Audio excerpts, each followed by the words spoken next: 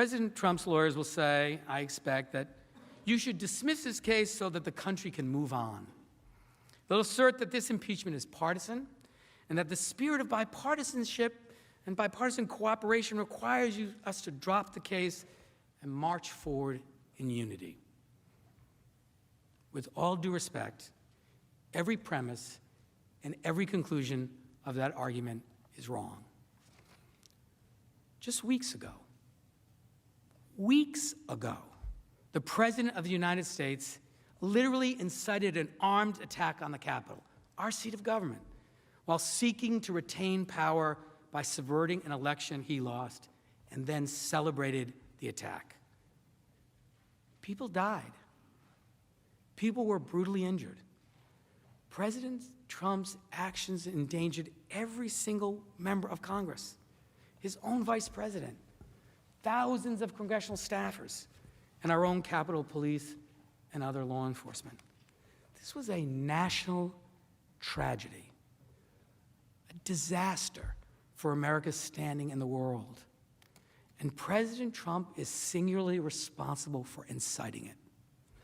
As we will prove, the attack on the Capitol was not solely the work of extremists lurking in the shadows. Indeed, does anyone in this chamber honestly believe that but for the conduct of President Trump, that charged in the article of impeachment, that attack at the Capitol would have occurred? Does anybody believe that? And now his lawyers will come before you and insist, even as the Capitol is still surrounded with barbed wires and fences and soldiers, that we should just move on, let bygones be bygones, and allow President Trump to walk away without any accountability, any reckoning, any consequences. That cannot be right. That is not unity. That's the path to fear of what future presidents could do. So there's a good reason why this article of impeachment passed the House with bipartisan support. The principles at stake belong to all Americans from all walks of life. We have a common interest in making clear that there are lines nobody can cross, especially the President of the United States. And so we share an interest in this trial where the truth can be shown and where President Trump can be called to account for his offenses. William Faulkner famously wrote that the past is never dead. But this isn't even the past. This just happened. It's still happening. Look around you as you come to the Capitol and come to work. I really do not believe that our attention span is so short, that our sense of duty so frail, our factional loyalty so all-consuming, that the President can provoke an attack on Congress itself and get away with it just because it occurred near the end of his term.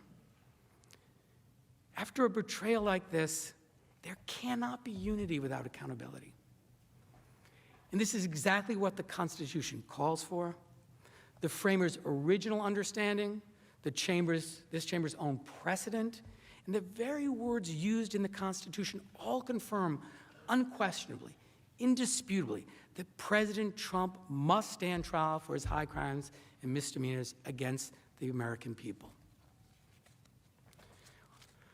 We cannot continue down the path of partisanship and division that has turned the Capitol into an armed fortress.